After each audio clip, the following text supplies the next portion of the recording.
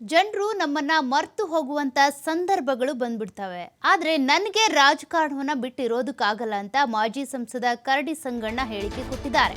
ಕೊಪ್ಪಳದಲ್ಲಿ ಮಾತನಾಡಿದ ಅವರು ಈಗ ಮಾಜಿ ಸಂಸದ ಅವರು ಲೋಕಸಭಾ ಚುನಾವಣಾ ಸಂದರ್ಭದಲ್ಲಿ ಟಿಕೆಟ್ ಕೈ ತಪ್ಪಿತ್ತು. ಭಾವುಕರಾಗಿ ಮಾತನಾಡಿದ್ದಾರೆ. ಕಾರ್ಯಕ್ರಮಗಳನ್ನ ಕಡೆಗಣನೆ ಮಾಡೋದಕ್ಕಾಗ್ತಾ ಇಲ್ಲ, ರಾಜಕಾರಣದಿಂದ ದೂರ ಇರೋದಕ್ಕಾಗಲ್ಲ. ಅಧಿಕೃತ ಇರಲಿ ಅನಧಿಕೃತ ಇರಲಿ ಆ ಕಾರ್ಯಕ್ರಮಗಳಿಗೆ ಬರೋದು ಅಥವಾ MP ಆಗಿರುವವರಿಗೆ ಸಲಹೆಗಳನ್ನು ಕೊಡೋದು ಅದನ್ನು ಮಾತ್ರ ಮಾಡಬಲ್ಲೆ. ನಿಮ್ಮ ಜೊತೆ ಮಾತನಾಡೋದಕ್ಕೆ ಕಾರ್ಯಕ್ರಮಗಳಿಗೆ ಬರ್ತಿದ್ದೇನೆ, ಬೇಡ ಅಂದರೂ ನಮ್ಮ ರಾಜು ನನ್ನನ್ನು ಕರ್ಕೊಂಡು ಬರ್ತಾರೆ ಕಾರ್ಯಕ್ರಮಗಳಿಗೆ, ನಿಮ್ಮೊಂದಿಗೆ ಮಾತನಾಡೋದಕ್ಕೆ ಅನುಕೂಲ ಆಗುತ್ತೆ ಅಂತ ಭಾವುಕರಾಗಿ ಮಾತನಾಡಿದ್ದಾರೆ ಮಾಜಿ ಸಂಸದ ಕರಡಿ ಸಂಗಣ್ಣ.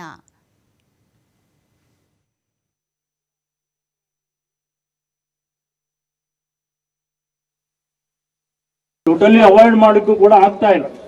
ಇನ್ನು ಪಾರ್ಟಿಸಿಪೇಟ್ ಮಾಡಬೇಕಾದ್ರೆ ಅಧಿಕೃತ ಇರ್ಬೋದು ಅನಧಿಕೃತ ಇರ್ಬೋದು, ಅಥವಾ ಅವ್ರಿಗೆ ಏನಾದರೂ ಈಗ ಸಲಹೆಗಳಿದ್ರೆ ಅಥವಾ ಒಂದು ಯಾವುದಾದ್ರೂ ಅವರಿಗೆ ಉಪಯುಕ್ತ ಸಲಹೆ ಇರ್ಬೋದು ಅಥವಾ ಒಬ್ಬ ಚರ್ಚೆಯನ್ನ ಮಾಡ್ತಕ್ಕಂಥದ್ರಕ್ಕೆಲ್ಲೂ ಕೂಡ ಅದು ನನ್ಗೆ ಸ್ವಲ್ಪ ಅನುಕೂಲ ಆಗ್ತಕ್ಕಂಥ ಕೂಡ ನಾನು ಭಾವಿಸ್ತೇನೆ.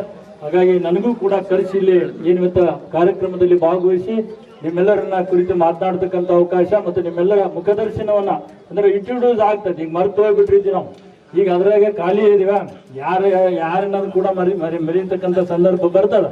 ಹಾಗಾಗಿ ಇಂಥ ಸಂದರ್ಭದಲ್ಲಿ ಮತ್ತೆ ನಿಮ್ಮ ಪರಿಚಯ ಆಗ್ತಕ್ಕಂಥ ಹೊಸ ಒಂದು ಮನೋಭೂಮಿಕೆಯನ್ನ ರೂಢಿಸ್ತಕ್ಕಂಥದ್ದು ಕೂಡ ಇದರಲ್ಲಿ ಅಡಗಿದೆ ಅಂತ ಕೂಡ ನಾನು ಭಾವಿಸ್ತೇನೆ.